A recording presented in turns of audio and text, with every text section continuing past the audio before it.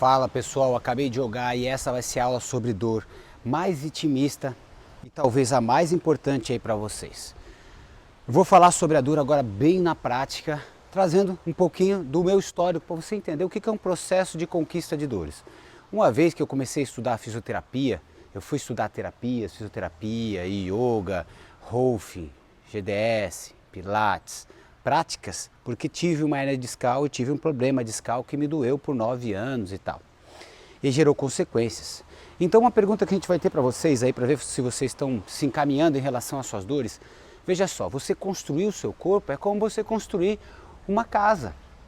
É como você construir um imóvel.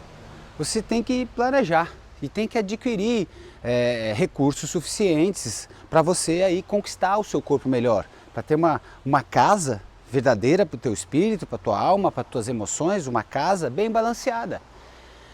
Por vezes a pessoa já tem essa casa, já nasce com essa casa e consegue manter ela, às vezes não. Então eu vou contar um pouquinho dessa história, de algumas coisas que deve ter nessa casa que você pode investigar no primeiro momento. Uma coisa que a gente estuda muito é a questão dos eixos articulares, as articulações, como elas se mexem. E essas articulações trazem toda uma história. Um histórico de lesões, um histórico de experiências de vida. E vou contar, para não ficar muito teórico, vou contar o meu caso para vocês, aí vocês vão vendo o que acontece. Para você ter uma ideia, somos assimétricos, certo? Isso é uma primeira coisa, nós somos assimétricos, nosso fígado tem um volume, ele é pesado, fica desse lado, o coração um pouco mais para cá, o estômago mais para cá, então nós somos assimétricos e somos adaptados ao nosso contexto, ao nosso ambiente. Vamos ver. Nesse tornozelo já fiz vários entorses, rotura, grau 4, dos laterais aqui várias vezes, e esse tornozelo ele tem perda de dorsiflexão, então ele não faz a dorsiflexão completa tanto quanto esse. Isso vai me interferir um pouquinho, não tanto no agachamento, porque é pouca perda de dorsiflexão, então eu consigo agachar completamente, embora já vou falar sobre agachamento completo quando eu chegar no joelho, tá certo? Esse não me impede o agachamento completo. Mas ele virava muito, ele ficava mais inchado. Ele até hoje é mais largo, mais inchado essa parte. Já tive questões relacionadas a isso, não sei se por causa ou por consequência, que pode ser também uma consequência. Sistema vascular não é o melhor desse lado, tá? E esse sistema vascular levou a varizes desse lado e tudo mais, inchava a perna. A minha hérnia comprimia para esse lado e tinha influência e dores na perna esquerda. Hérnia L5-S1 póstero-lateral esquerda, uma hérnia grande, tá? Então, tem toda essa característica nessa perna. Eu sei também que esse tornozelo, se eu ganhar a dorse, conseguindo fazer esse movimento, ele me ajuda muito a fazer o agachamento, eu consigo fazer um agachamento completo, então ele não me limita funcionalmente, só me limitou nas vezes que eu virei o pé e fiquei um tempão lá com o pé até reabilitar. Perdi muito sobre tornozelo com esse tornozelo. Tempo de regeneração tecidual dos ligamentos, a necessidade ou não de fazer desequilíbrio, será que isso ajuda realmente, o quanto ajuda? A variável, será que se eu treinando força é melhor que treinar equilíbrio? No caso, a força é melhor que o próprio equilíbrio, tá? Para a gente conseguir, que a gente chamava de propriocepção na fisioterapia, era um boom naquela época, lá atrás, propriocepção, pá. Hoje a gente já sabe que tem uma limitação muito grande em relação a essa coisa da propriocepção, botar em coisa em desequilíbrio e tal, uma limitação de custo-benefício, você gasta tempo e não tem grandes benefícios, em boa parte, em alguns casos aí que a gente achava que tinha. Pois bem, então a gente vai passar, aí a gente já falou de algumas coisas, eu tenho na cadeia cruzada, eu tenho esse joelho, já fiz uma cirurgia de menisco, ele tem artrose patelar, grau 4, já inchou, já teve limitação de hiperextensão, esse tem um histórico, a minha hiperextensão, quem liberou ela na primeira vez foi o Philippe Payou, um francês que foi professor do meu professor, lá de osteopatia, mora no Rio de Janeiro, está vivo até hoje, trabalha com marcenaria e tal, uma coisa que eu achei muito legal, o trabalho manual do cara, e ele que liberou a minha perda de hiperextensão desse joelho. E hiperextensão desse joelho, se você for pensar que seu joelho é travado para hiperextensão, às vezes ele fica em flexo constante e a patela fica o tempo inteiro pressionando, caso seja ela uma perda de hiperextensão funcional e não estrutural. Se o cara tem uma perda estrutural, ele vai viver dessa maneira. Se o cara tem uma perda que é só funcional, que falta ele insistir naquele vetor para ganhar amplitude de movimento, e você fica fazendo a pressão na patela, será que isso é saudável? Geralmente não. Eu tinha dor anterior. Esse cara foi lá no Rio de Janeiro, meu avô da osteopatia, no caso, o professor do meu professor Jackson Nese, no qual eu acompanhei ele no consultório. Por 7 meses eu ficava no cantinho do consultório lá, vendo o cara atender. Aprendi muito vendo as pessoas atenderem. Isso é uma parte que vai além da propriamente do conhecimento técnico aplicado. Você vê ele aplicado no contexto real. Eu fiz isso por um bom tempo. Eu fui em cada profissional, batia na porta, inclusive nessa época do Rio de Janeiro, o Jackson me ligou para alguns profissionais do Comitê Olímpico e eu ficava lá quietinho, lá recém-formado em fisioterapia, no cantinho da sala, vendo que recursos ele utilizava, como os pacientes evoluíam. E isso a gente vai discernindo para ver o que realmente funciona, o que realmente não funciona na realidade, porque em curso de fisioterapia, em curso, hoje o conhecimento, se vende muito conhecimento, só que às vezes se vende mais a informação, um rio de informação, o cara tem uma apostila de informação, só que dentro daquelas informações, o que realmente é conhecimento, o que torna aquele conhecimento como praxis, como ferramenta para você aí utilizar, você é pessoa, indivíduo, né? Então você tem que sempre discernir, será que eu estou será que eu tenho uma obesidade cognitiva? Ou seja, eu tenho um monte de informação, mas eu não consigo manipular nada, eu não consigo mudar o percurso das coisas com essas informações, que elas atiram para tudo quanto é lado, que hoje tem muito na internet. Então por isso que é bom você criar uma relação de confiança com aquele que te inspira a seguir na conquista de mais saúde. O que eu quero inspirar para vocês hoje aqui é basicamente, você conhece as suas articulações? Qual a história das suas articulações? Não só em parâmetro de dor, é bom saber, dor, mas também de amplitude de movimento. Você sabe, você já percebeu se os dois joelhos hiperestendem iguais, se o tornozelo dobra igual? E além disso, se você ganhar essa mobilidade, qual o resultado tem para o seu corpo? Será que você caminha melhor? Você restaura funções? Você fica mais confiante, mais equilibrado? Certo? Então, voltando para a questão do joelho, ambos os dois, meu pai passou a vida lutando contra os inchaços de joelho e eu tive lesões e chegou por volta dos 36, meus joelhos incharam também igual ao meu pai. Meu pai ao longo do tempo fez procedimento cirúrgico, ele já quis resolver isso de uma vez, fez nos dois. O joelho continuou inchando e foi inchando. E ele era um ótimo jogador de tênis.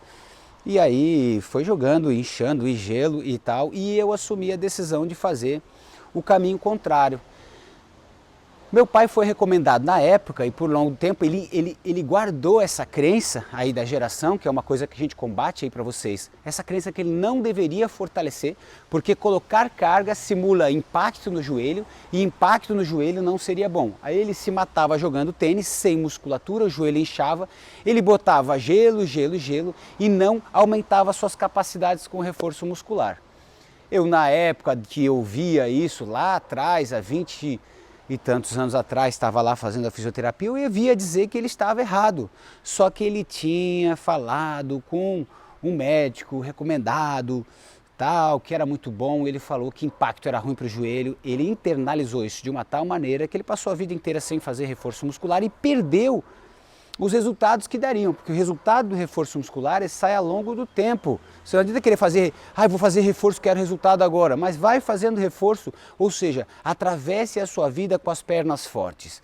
Isso é mais uma coisa que eu insisto para vocês, atravesse a sua vida com as pernas fortes, porque hoje todos os estudos apontam que se você tem pernas fortes, pernas com capacidade funcional de pegar peso, você vai mais longe, tem mais autonomia, mais felicidade, mais equilíbrio do sistema metabólico, porque aqui é a usina do corpo, a título de mitocôndria, da parte que faz a queima energética do corpo. Então você pode comer um pouco mais, mas você vai ter esse gasto, porque você vai se movimentar com mais agilidade, porque a relação entre demandas da vida e a relação entre a sua força corporal vai ficar bem estabelecida.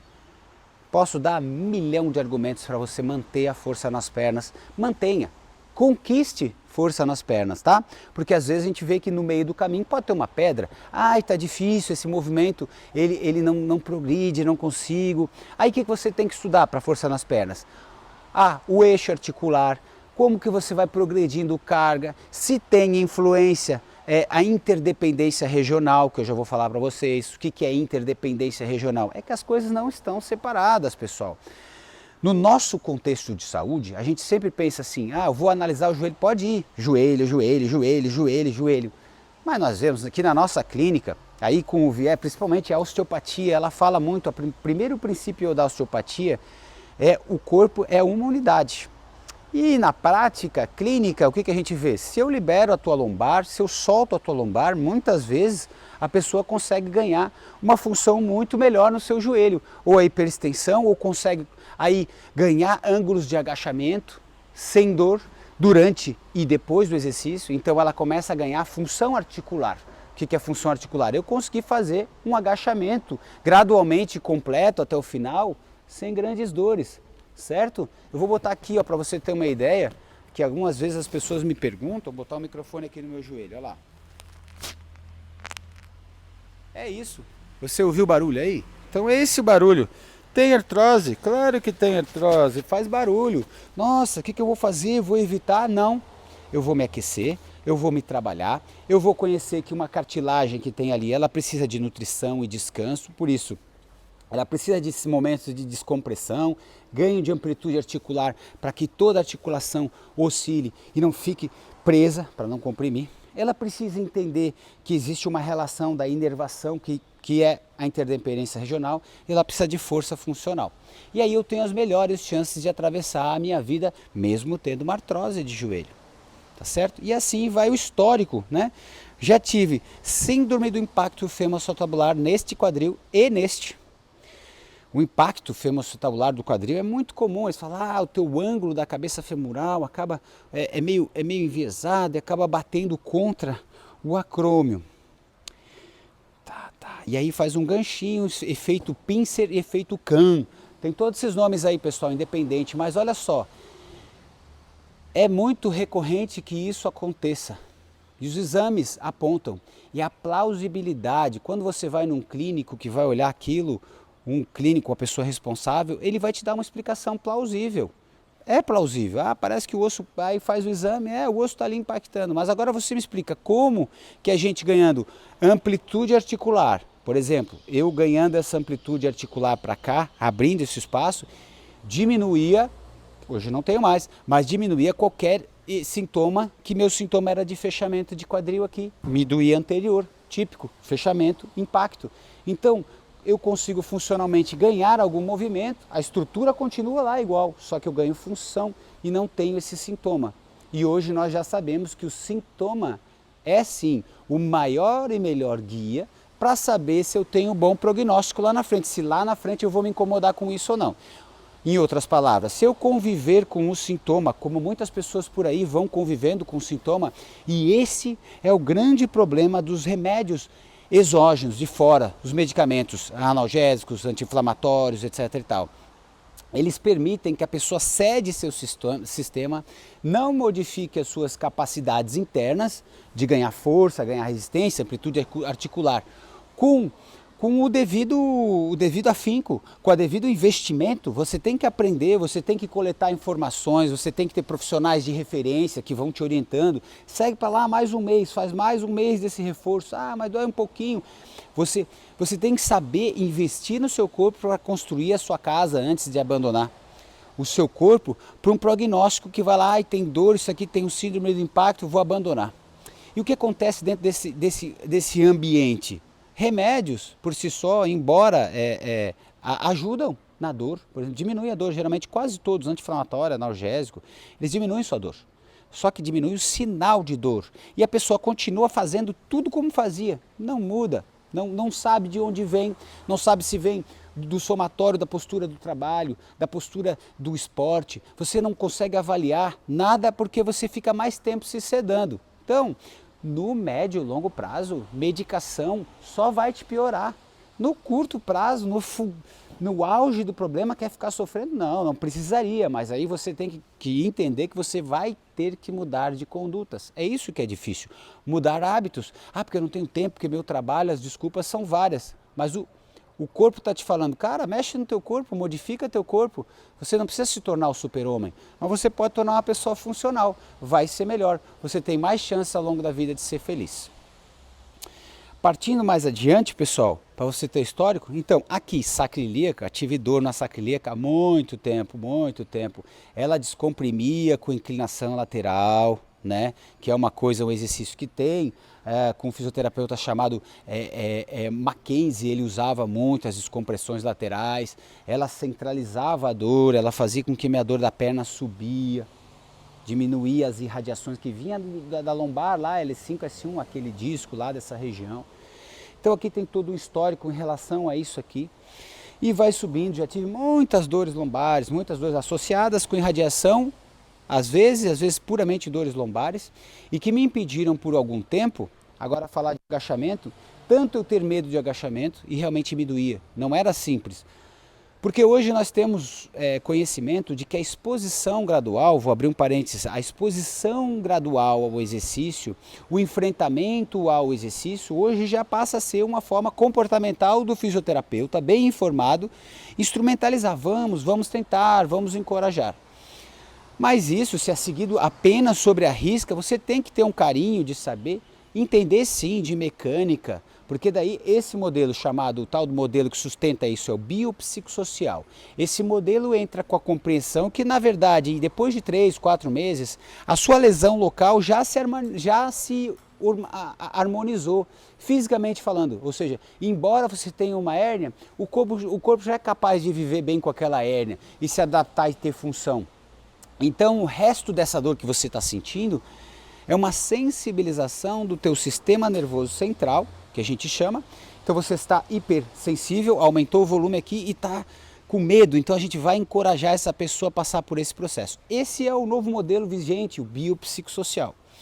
Só que esse modelo nós temos que considerar que ele se retroalimenta com bom conhecimento de anatomia e mecânico, e eu continuo mantendo a tradição da fisioterapia, eu procuro buscar estruturas mecânicas, reforço e tal, e eixos de descompressão, manipulação local, e a gente vai alcançando um certo resultado progressivo, não só falando vai para frente, vamos toda a vida, vai dar certo.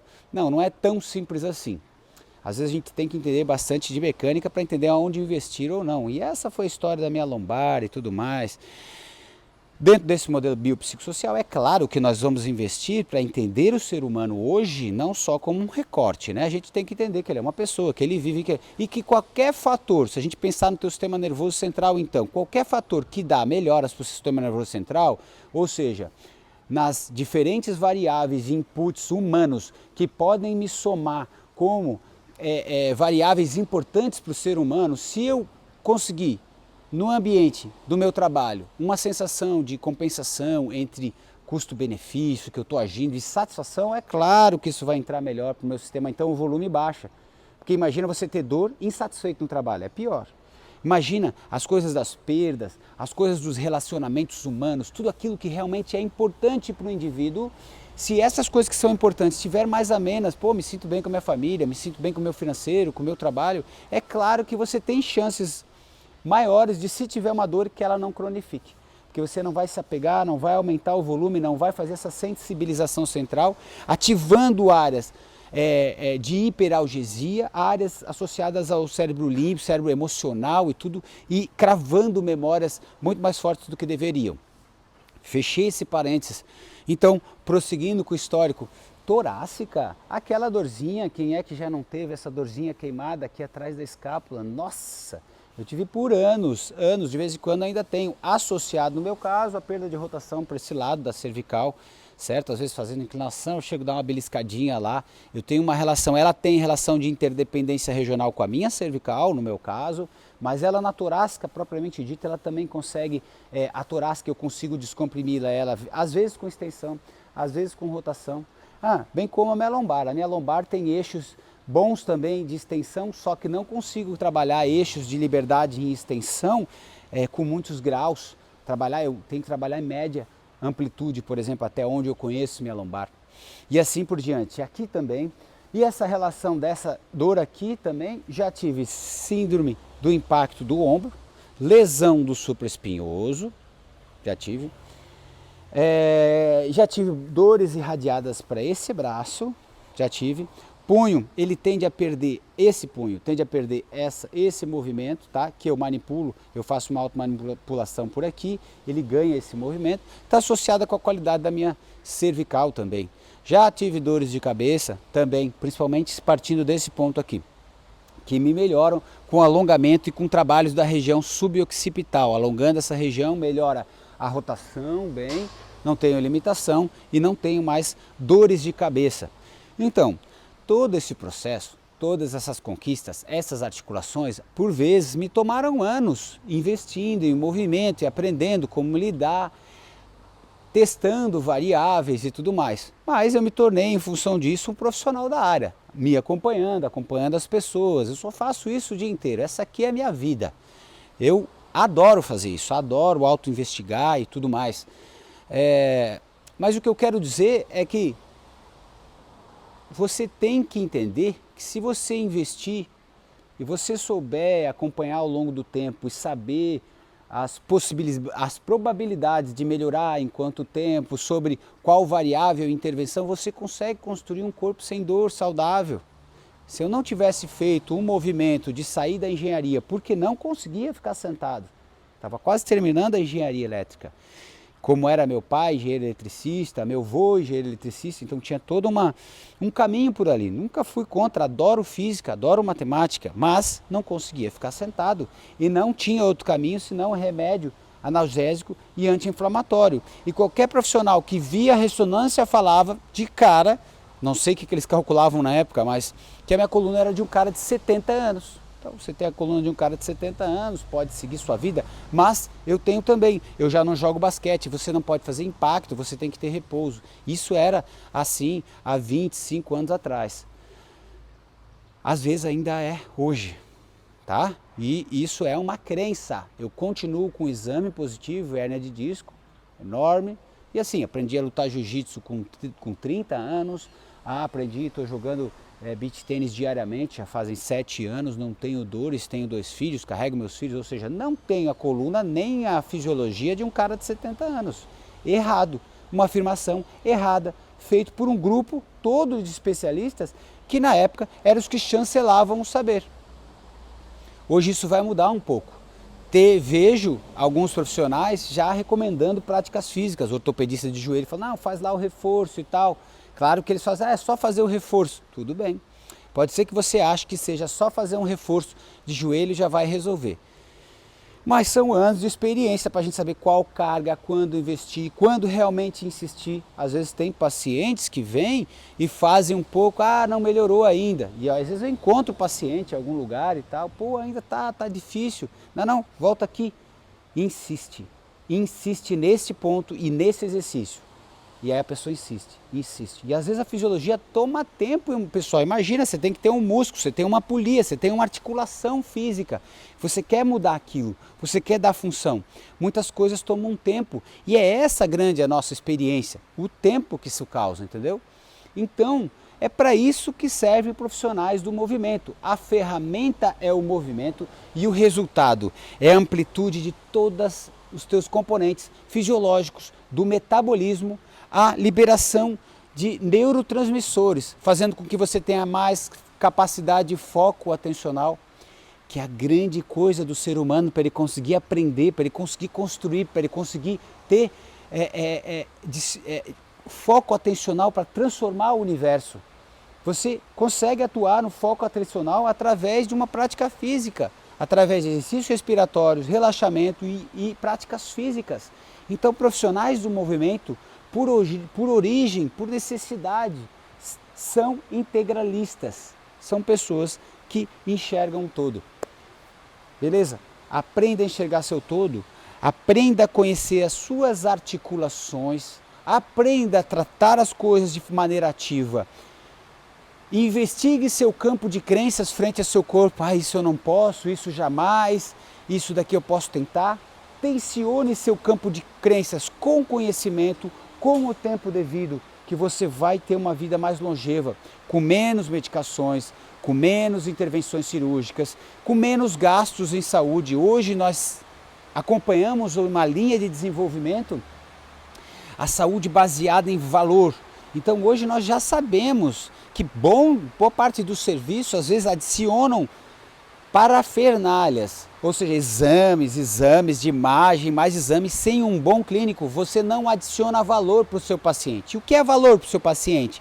É ele caminhar melhor, é ele ter função, é ele ter independência. Isso é valor. Só que o paciente acha isso tudo muito abstrato. Então às vezes você chega lá num serviço, você sai de lá com um diagnóstico, esse diagnóstico envolto de várias limitações. E qual o valor que você teve com aquele diagnóstico, aquele exame? Sendo que se você testasse, se botasse esse paciente em teste frente a estímulos, você já iria concluir que existem caminhos claros os quais ele ia prosseguir ganhando valências, ganhando força, ganhando constituição corporal com mais massa muscular, que indicariam que é só seguir.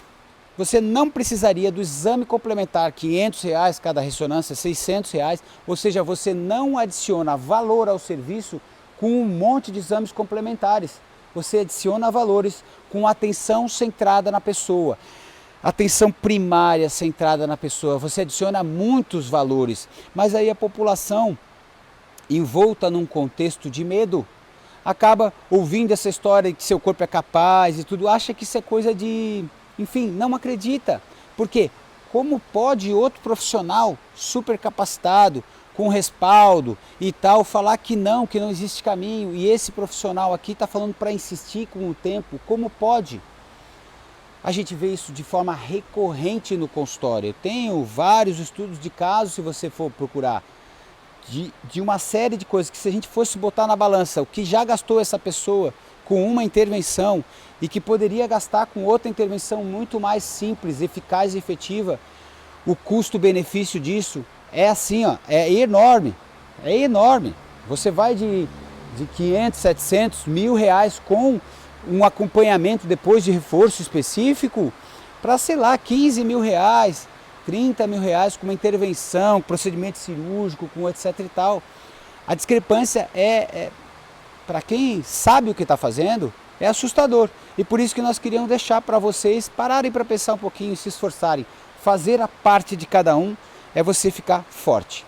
Abraço.